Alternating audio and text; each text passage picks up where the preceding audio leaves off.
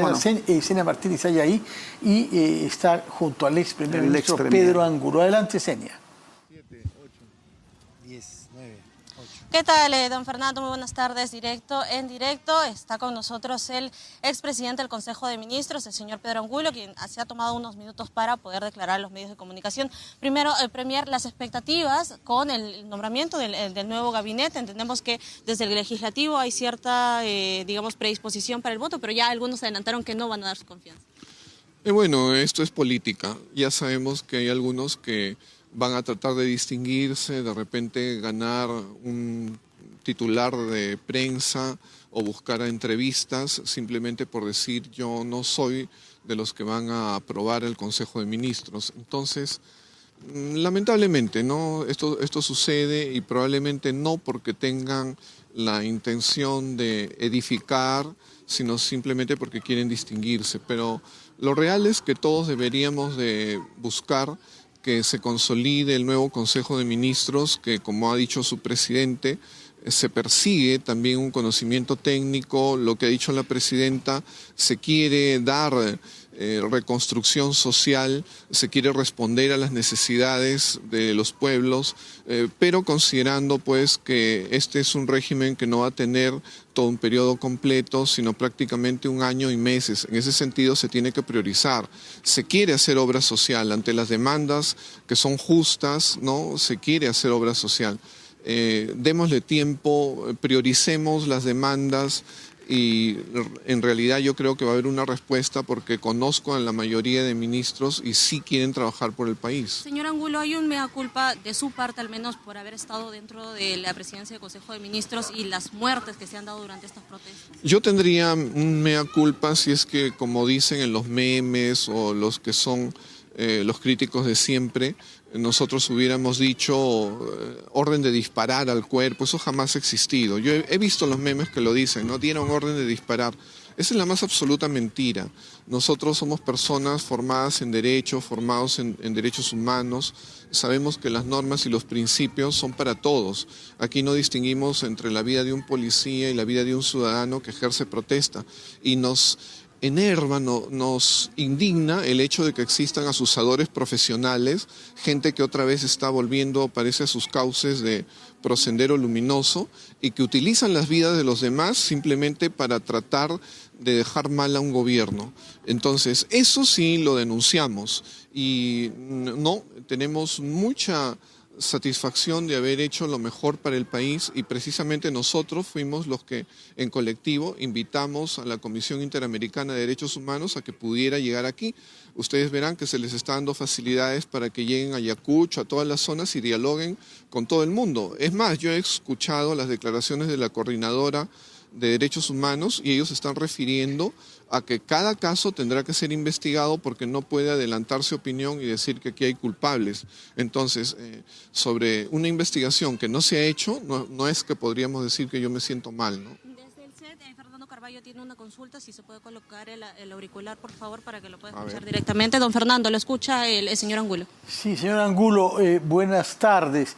Uno de los reproches que se le ha formulado es la lentitud para reemplazar a algunos funcionarios que no inspiraban confianza, entre otras cosas por haber sido nombrados por el régimen anterior, y reemplazarlos por funcionarios eficientes y de honestidad confirmada. Uno de los casos más clamorosos en ese sentido es el de un funcionario que estaba bajo su autoridad en la PCM, el jefe de la DINI. Y justamente parece que con motivo de estas manifestaciones y los fenómenos concomitantes de violencia que hemos visto, no ha habido una buena inteligencia. Yo no sé si la DINI le aportó a usted una previsión acertada de lo que podía suceder o hubo ahí negligencias justamente imputables a la DINI cuya cabeza ha sido cambiada finalmente, pero no a tiempo, para evitar quizá ir a esta situación con una información insuficiente. Gracias por la pregunta. En realidad lo cierto es que nosotros teníamos la intención desde un inicio de hacer cambios, pero lo real es que también estamos sujetos a las normas que exigen determinados perfiles y a veces ya se tenía un candidato un día, pero más tarde se descubría que había ahí un dato que impedía que esta persona pueda asumir. Nosotros sabemos que en la época del señor Castillo se descubría de pronto que se trataba de personas que tenían procesos penales o que tenían un enfrentamiento en la familia y que no le pasaban alimentos a sus hijos. En los casos que nosotros hemos revisado de posibles candidatos, digamos que cada día casi ya teníamos un candidato, pero luego en horas de la tarde o de la noche se descubría un documento más que indicaba que no podíamos contar con esa persona. Lo real es que desde fuera se podría entender que ha habido lentitud, pero nosotros que hemos estado dentro y preocupados precisamente por dar los cambios, sabemos que no es así. Habían elementos que cubrir y que de pronto hubieran motivado más bien debates negativos. Por otra parte, 2 de los ministros que fueron nombrados bajo su autoridad renunciaron para protestar por las muertes que se habían producido. ¿Cómo reaccionó usted cuando 2 de los miembros de su gabinete decidieron renunciar? Bueno, lo real es que ellos expusieron razones en sus renuncias en relación prácticamente a lo que había significado la decisión que ellos también participaron de la declaración de emergencia nacional. Lo cierto es que nosotros ya habíamos visto que se podían agravar las cosas y entonces era necesario reforzar a la policía, no porque se considerase que el ejército se tenía que hacer cargo de algunas zonas, sino que en refuerzo de la policía debería de actuar y potencialmente si es que la policía era sobrepasada, entonces sí asumiría. Como usted sabe, en realidad eso no ha sucedido en ningún caso. Entonces, como que ha funcionado. Claro, entiendo la sensibilidad de los que se retiraron y eso fue finalmente una decisión personal, pero en colectivo nosotros habíamos examinado ya esto y ellos también fueron partícipes de la decisión. Y puesto que usted menciona las funciones diferenciadas de policía y Fuerza Armada, ¿por qué se decidió enviar soldados y no agentes policiales para liberar el aeropuerto de Huamanga que había sido invadido? Los soldados han actuado solo si es que la policía, como digo, era sobrepasada. Inicialmente la policía, se habrá visto en videos, fueron desarmados, simplemente fueron con escudos. Después fueron con armas no letales. Después tuvieron, por ejemplo, en Andahuaylas, rifles con perdigones de goma, pero las personas que le disparaban dinamita a la larga eran las que tenían ventaja y finalmente si ellos cayeron fue porque por la espalda les tiraron una granada de guerra.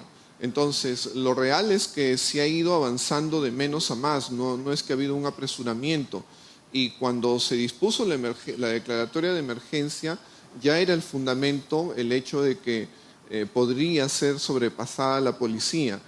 Si en algún momento han entrado en actuación personal del ejército, es porque en el caso concreto lo han hecho discrecionalmente, porque usted verá que a pesar de la declaratoria de emergencia, inclusive han habido marchas acompañadas por la policía, por ejemplo en Puno, en Ayacucho mismo. La realidad es que la declaratoria de emergencia no suponía necesariamente que actúe el personal del ejército, sino que en cada caso concreto discrecionalmente ello podría suceder si la policía era sobrellevada. En el caso del aeropuerto de Ayacucho, las investigaciones dirán si es que actuaron personal del ejército o solo policía ya con armas, ¿no? Porque finalmente al último han ido los policías con sus armas porque ellos también las tienen, no es que tengan solamente material de plástico, ¿no? Entonces eso es un tema que se deberá investigar. Muy bien, tomamos nota entonces de este compromiso por investigar eso hasta las últimas consecuencias y establecer responsabilidades, porque solamente, Muchas gracias. Solamente en el aeropuerto hubo 10 fallecidos. Muchas gracias, señor Pedro Angulo, ex primer